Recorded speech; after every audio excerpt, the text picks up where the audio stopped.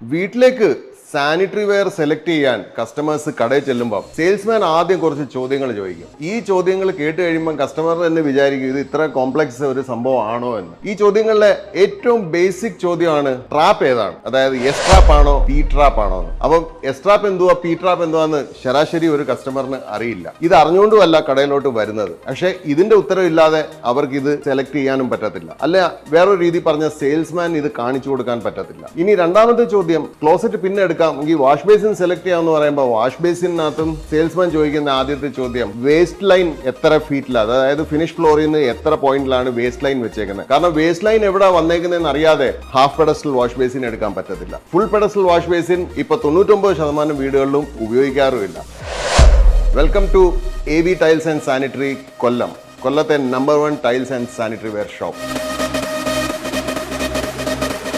ഇന്നത്തെ നമ്മുടെ episode sanitary ware select ചെയ്യാൻ ഒരു കടയിൽ ചെല്ലുമ്പോൾ നമ്മൾ മുൻകൂട്ടി എന്തൊക്കെ അറിഞ്ഞിരിക്കണം. Let's delve into that. അപ്പൊ നമുക്ക് ആദ്യത്തെ ചോദ്യത്തെ തന്നെ ഫേസ് ചെയ്യാം. ട്രാപ്പ് എസ് ആണോ ട്രാപ്പ് പി ആണോ? അപ്പൊ ഈ എസ് ട്രാപ്പ് എന്തുവാ പി ട്രാപ്പ് എന്തുവാ? ക്ലോസറ്റ് എടുത്ത് എനിക്കത് കാണിക്കാൻ ബുദ്ധിമുട്ടാണ്, കാരണം ക്ലോസറ്റ് കണ്ടാൽ അത് മനസ്സിലാവത്തില്ല. അപ്പൊ ഞാൻ ചെറിയൊരു സ്കിമാറ്റിക്സ് ഇവിടെ വരച്ചിട്ടുണ്ട്. ഇതിനകത്തൂടെ ഞാൻ എക്സ്പ്ലെയിൻ ചെയ്യാം. മോസ്റ്റ് പ്രോബ്ലി ഇത് നിങ്ങൾക്ക് മനസ്സിലാവും. ഇതാണ് നമ്മൾ അറിയേണ്ടത്. ഒരു കടയിൽ ഇപ്പൊ ഇവിടെ AV ടൈൽസ് ആൻഡ് സാനിറ്ററിയിലല്ല, എവിടെ മേടിക്കാൻ ചെന്നാലും നമ്മൾ മുൻകൂട്ടി നമ്മുടെ കയ്യിൽ വേണ്ട രണ്ട് മേജർ അറിവിൽ ഒന്നാണ് ഇത്. ക്ലോസറ്റിനെ കുറിച്ച് മാത്രമാണ്. അപ്പം ഇവിടെ നിങ്ങൾക്ക് കാണാം, ഇത് വാളാണ്.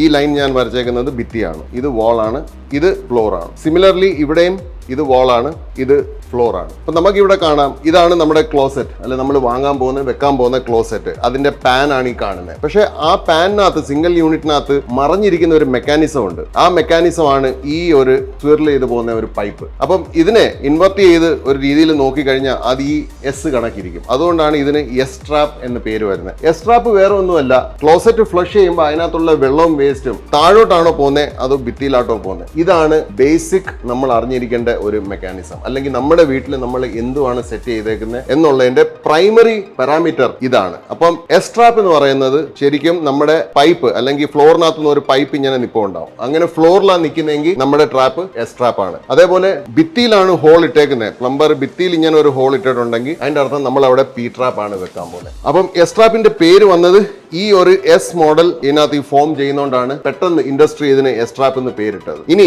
പി ട്രാപ്പിലേക്ക് വരുവാണെങ്കിൽ പി ട്രാപ്പിനകത്ത് ശരിക്കും ഒരു യു മാത്രമേ ഉള്ളൂ. ഈ എസിന്റെ ഒരു പാർട്ട്, അതായത് താഴോട്ട് പോകുന്ന പാർട്ട് പിക്കകത്ത് മിസ്സിംഗ് ആണ്. ഈ പിക്കകത്ത് മിസ്സാവുന്ന പാർട്ട് ഇവിടെ ഞാൻ ഒരു വര വരച്ച ശരിക്കും ക്ലോസറ്റ് ഇവിടം വരെ ഉള്ളു. പിന്നെ പോകുന്ന ഒരു PVC അല്ലെങ്കിൽ ഒരു UPVC പൈപ്പാണ് ഭിത്തിയിലോട്ട് പോകുന്നത്. അപ്പം ഈ ട്രാപ്പാണ് പി ട്രാപ്പ്. ഇനി ഒരു ഇൻട്രസ്റ്റിംഗ് കാര്യം എന്താന്ന് വെച്ചാൽ വാൾ ഹാങ് ക്ലോസറ്റ്സ് എപ്പോഴും പി ട്രാപ്പ് ആയിരിക്കും. അപ്പൊ വാൾ ഹാങ്ങിനകത്ത് എസ് ട്രാപ്പ് ചെയ്യാൻ പറ്റില്ല. അപ്പം പി ട്രാപ്പ് ആണ്. വാൾ ഹാങ് എടുക്കുവാണെങ്കിൽ വേറെ ഒന്നും ആലോചിക്കേണ്ട, അത് പി ട്രാപ്പ് തന്നെ ആയിരിക്കും. ഇനി എസ് ട്രാപ്പിനകത്തും കുറച്ച് കോംപ്ലിക്കേഷൻസ് ഉണ്ട്, പക്ഷെ അത് ഞാൻ ഇപ്പം പറയുന്നില്ല, കാരണം അത് ഒത്തിരി കൺഫ്യൂസിംഗ് ആവും. ബേസിക്കലി നമ്മൾ മനസ്സിലാക്കേണ്ട കാര്യം സെയിൽസ്മാൻ എന്തുവാണ് ഉദ്ദേശിക്കുന്നത്, എസ് എന്തുവാണ്, പി എന്തുവാണ്. അപ്പൊ ഇനി ഇതിന്റെ അടുത്ത പാരാമീറ്റർ, അതായത് എസിനകത്ത് പല അളവുകളുണ്ട്, പിക്കകത്ത് പല അളവുകളുണ്ട്, പക്ഷെ ഒരളവ് മാത്രമാണ് 99% കേസിലും ആപ്ലിക്കബിൾ ആവുന്നത്. നമുക്ക് അതിലേക്കും കൂടെ പോവാം.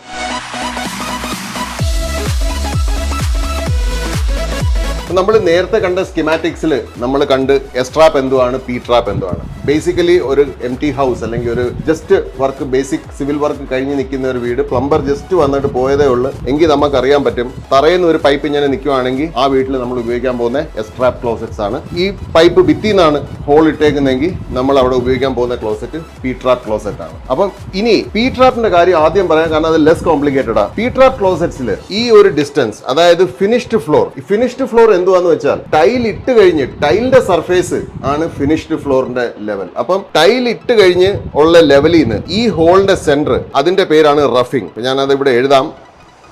ഏതൊരു സെയിൽസ്മാനും ചോദിക്കുന്ന രണ്ടാമത്തെ കാര്യം ഇതായിരിക്കും. പി ട്രാപ്പിന്റെ കാര്യത്തിൽ അവർ ഇത് ചോദിക്കത്തില്ല, കാരണം ഞാൻ പറഞ്ഞ പോലെ 99% കേസിലും പി ട്രാപ്പിന്റെ റഫിംഗ് ഒന്ന് തന്നെ. ആ റഫിംഗ് എന്ന് പറയുന്നത് 180 മില്ലിമീറ്റർ ആണ്, അല്ലെങ്കിൽ 18 സെന്റിമീറ്റർ ആണ്. അപ്പൊ 180 മില്ലിമീറ്റർ എന്ന് പറയുമ്പോൾ ഫിനിഷ്ഡ് ഫ്ലോറിൽ നിന്ന് കിട്ട ഹോളിന്റെ സെന്റർ വരെയുള്ള ഡിസ്റ്റൻസ് ആണ് റഫിംഗ് എന്ന് പറയുന്നത്. അപ്പം റഫിംഗ് നമ്മൾ മനസ്സിലാക്കിയിട്ട് വേണം പോകാൻ. നമ്മൾ വാൾ ഹാങ് ക്ലോസറ്റ് ഉപയോഗിക്കാൻ പോകുന്നെങ്കിൽ ഇതൊന്നും അറിയേണ്ട കാര്യമില്ല, നമുക്ക് ബ്ലൈൻഡ് ആയിട്ട് ക്ലോസറ്റ് സെലക്ട് ചെയ്യാം. പക്ഷേ single piece floor mounted closets use ചെയ്യുന്നെങ്കിൽ ട്രാപ്പും റഫിങ്ങും നമ്മൾ നന്നായിട്ട് മനസ്സിലാക്കിയിട്ട് വേണം കടയിൽ പോകാൻ. ഇനി നമുക്ക് കുറച്ചുകൂടെ കോംപ്ലിക്കേറ്റഡ് ആയിട്ടുള്ള എസ്ട്രാപ്പിലേക്ക് പോകാം. അഗൈൻ എസ്ട്രാപ്പ് ആണെങ്കിൽ നിങ്ങളുടെ വീട്ടിൽ നിങ്ങൾ ബാത്റൂം തുറന്ന് നോക്കിക്കഴിഞ്ഞാൽ ഒരു പൈപ്പ് ക്ലോസറ്റ് വെക്കേണ്ട സ്ഥലത്ത് ഒരു പൈപ്പ് തറയെന്ന് മേളിലോട്ട് നിപ്പം ഉണ്ടാവും, റഫ്ലി ഒരടി ഹൈറ്റിൽ നിപ്പം ഉണ്ടാവും. ഈ ഒരടി ഹൈറ്റ് പിന്നീട് ക്ലോസറ്റ് വന്നു കഴിഞ്ഞ് വെക്കാൻ നേരത്ത് പ്ലംബർ അതിനെ കറക്റ്റ് സൈസിന് കട്ട് ചെയ്ത് അതിന്റെ പുറത്ത് ക്ലോസറ്റ് ഫിക്സ് ചെയ്യും. ഇനി ഇവിടെ റഫിംഗ് വളരെ സിമ്പിൾ ആണ്. വാളിന്ന്, അതായത് ഫിനിഷ്ഡ് വാൾ എന്ന് പറയുമ്പോൾ വാൾ ടൈൽ ഒട്ടിച്ച് കഴിഞ്ഞ് ഈ സർഫേസിൽ നിന്ന് ഈ ഹോളിന്റെ സെന്റർ വരെയുള്ള ഡിസ്റ്റൻസ് ആണ് റഫിംഗ്, എസ്ട്രാപ്പിന്റെ റഫിംഗ്. നൗ എസ്ട്രാപ്പിന്റെ റഫിംഗ് വളരെ കോംപ്ലിക്കേറ്റഡ് ആണ്. കാരണം വേറൊന്നുമല്ല, ഇതിനകത്ത് 3-4 ടൈപ്പ് പോപ്പുലർ ടൈപ്സ് ഉണ്ട്. അപ്പം അതിനകത്ത് നമുക്ക് മനസ്സിലാക്കാം പഴയ രീതിയിലുള്ള ക്ലോസറ്റ്സ്. പഴയ രീതിയിലുള്ള ക്ലോസറ്റ്സ് എന്ന് പറഞ്ഞാൽ ഭിത്തിയിൽ ഒരു PVC ടാങ്കും പിന്നെ അതിൽ നിന്ന് ഒരു L ഷേപ്പ് പൈപ്പും പിന്നെ ഒരു സിമ്പിൾ ഒരു ക്ലോസറ്റും വരുന്നത്. അതിന്റെ റഫിംഗ് 110 100 അല്ലെങ്കിൽ 100 to 110 ആണ് അതിന്റെ റഫിംഗ്. ഇതെല്ലാം മില്ലിമീറ്റർ ആണ്. ഈ ക്ലോസറ്റ്സ് ഇപ്പം പുതിയ വീടുകളിൽ ആരും മേടിച്ച് വെക്കാറില്ല. ഈവൻ സിംഗിൾ പീസിന്റെ വില കുറഞ്ഞുകൊണ്ട് ഒട്ടുമിക്ക സ്ഥലത്തും ഇപ്പം സിംഗിൾ യൂണിറ്റ് ആണ് വെക്കുന്നത്. ഈ ക്ലോസറ്റ്സ് വളരെ പെട്ടെന്ന് ഔട്ട്ഡേറ്റഡ് ആയി പോയിക്കൊണ്ടിരിക്കുകയാണ്. എന്നാലും അറിവിന് വേണ്ടിയിട്ട് നമുക്ക് ഇത് നോക്കാം.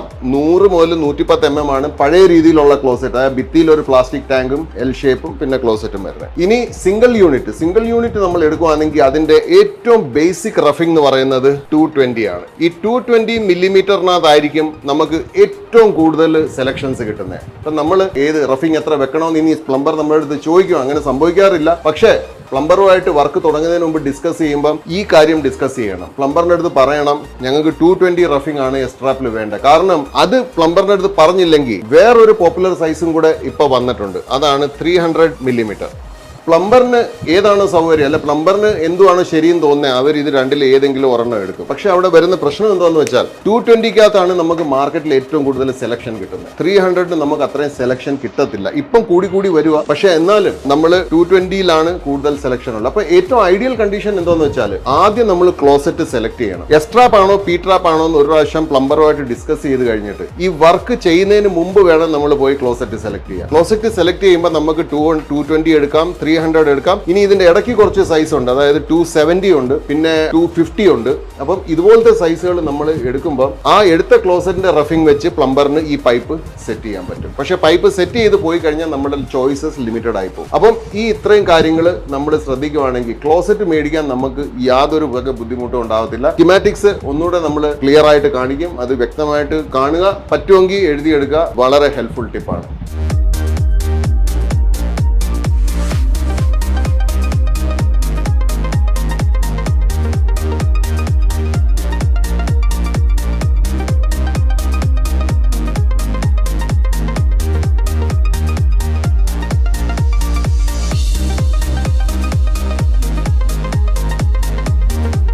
ഇനി സെക്കൻഡ് തിങ്, ക്ലോസറ്റ് ഉണ്ടെങ്കിൽ ക്ലോസറ്റിന്റെ കൂടെ വാഷ് ബേസിനും വേണം. അപ്പോൾ ക്ലോസറ്റിന്റെ കാര്യം നമ്മൾ അറിഞ്ഞു. നമ്മൾ ഒരു കടയിൽ പോകുമ്പോൾ അല്ലെങ്കിൽ ഒരു പ്ലംബിംഗ് വർക്ക് തുടങ്ങുന്നതിന് മുമ്പ് അടിസ്ഥാനപരമായിട്ട് അറിഞ്ഞിരിക്കേണ്ട 2 കാര്യങ്ങൾ എന്താണെന്ന് നമുക്കിപ്പം മനസ്സിലായി. ഇനി വാഷ് ബേസിനെ കുറിച്ചും അതേപോലെ അടിസ്ഥാനപരമായിട്ട് ഉപയോഗമുള്ള ഒരു ടിപ്പുണ്ട്. അത് മസ്റ്റ് ആയിട്ട് നോട്ട് ചെയ്യണം. അതും കൊണ്ട് പോയി കഴിഞ്ഞാൽ നിങ്ങളുടെ പർച്ചേസ് പെർഫെക്റ്റ് ആയിരിക്കും. ഒരു പ്രശ്നവും പർച്ചേസിൽ പിന്നെ ഉണ്ടാകത്തില്ല. ഇനി നമുക്ക് നോക്കാം അതെന്തുവാണ്. ഈ വാഷ് ബേസിൻ നമ്മൾ യൂസ് ചെയ്യുമ്പോൾ ഈ വെള്ളം പോകാൻ ഒരു വേസ്റ്റ് പൈപ്പ് വേണം. ഈ വേസ്റ്റ് പൈപ്പ് ഈ പെഡസ്റ്റലിനകത്തൂടെയാണ് പോകുന്നത്. അത് മനസ്സിലാക്കാൻ ഒരു യൂട്യൂബ് വീഡിയോയുടെ അല്ലെങ്കിൽ ഒരു എക്സ്പെർട്ടിന്റെ ആവശ്യം നമുക്കില്ല. അപ്പം ഇവിടെ ഒരു വേസ്റ്റ് പൈപ്പ് ഉണ്ട്, ഇത് അകത്തോട്ട് പോകുന്നുണ്ട്. പക്ഷേ ഓരോ ടൈപ്പ് വാഷ് ബേസിനും ഈ എക്സിറ്റിന് പോകാനുള്ള ലിമിറ്റഡ് സ്പേസേ ഉള്ളൂ. അതായത് 1 ഇഞ്ച് അങ്ങോട്ടോ ഇങ്ങോട്ടോ മാറി കഴിഞ്ഞാൽ, അല്ല അങ്ങോട്ടോ ഇങ്ങോട്ടോ മാറത്തില്ല, എപ്പോഴും ഈ ഹോളിന്റെ സ്ട്രെയിറ്റ് ആയിരിക്കും വേസ്റ്റ് പൈപ്പ് വരുന്നത്. പക്ഷേ അതിന്റെ ഡെപ്ത് താഴോട്ടോ മേളിലോട്ടോ ചിലപ്പോൾ 1 ഇഞ്ച് അങ്ങോട്ടോ ഇങ്ങോട്ടോ മാറിക്കഴിഞ്ഞാൽ നമുക്കൊരു പെർട്ടിക്കുലർ വാഷ് ബേസിൻ എടുക്കാതിരിക്കേണ്ടി വരും. അത് ഇനി ആ വാഷ് ബേസിന് വേണ്ടിയിട്ട് ആ പ്ലംബിംഗ് ലൈൻ തുറക്കണമെങ്കിൽ ആ ഭിത്തി എല്ലാം പൊട്ടിച്ച് ആ പൈപ്സ് എല്ലാം ഒന്നേന്ന് ഇളക്കി അതിന്റെ ഹൈറ്റ് അഡ്ജസ്റ്റ് ചെയ്ത്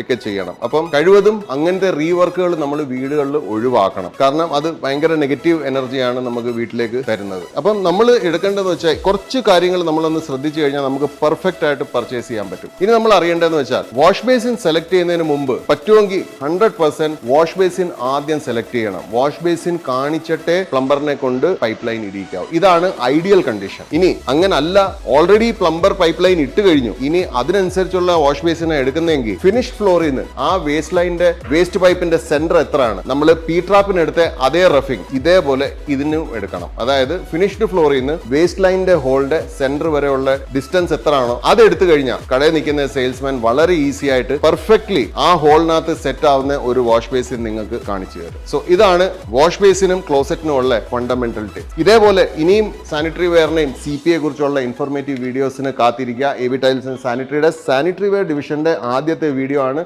ഇതുപോലത്തെ ഇനിയും ഒരുപാട് വീഡിയോസ് വരാനുണ്ട്. സബ്സ്ക്രൈബ് ചെയ്തില്ലെങ്കിൽ ഇന്ന് തന്നെ സബ്സ്ക്രൈബ് ചെയ്യണം. ഫ്രണ്ട്സും ഫാമിലിയായിട്ട് ഷെയർ ചെയ്യണം. ഇഷ്ടപ്പെട്ടെങ്കിൽ കമന്റ് അടിക്കണം.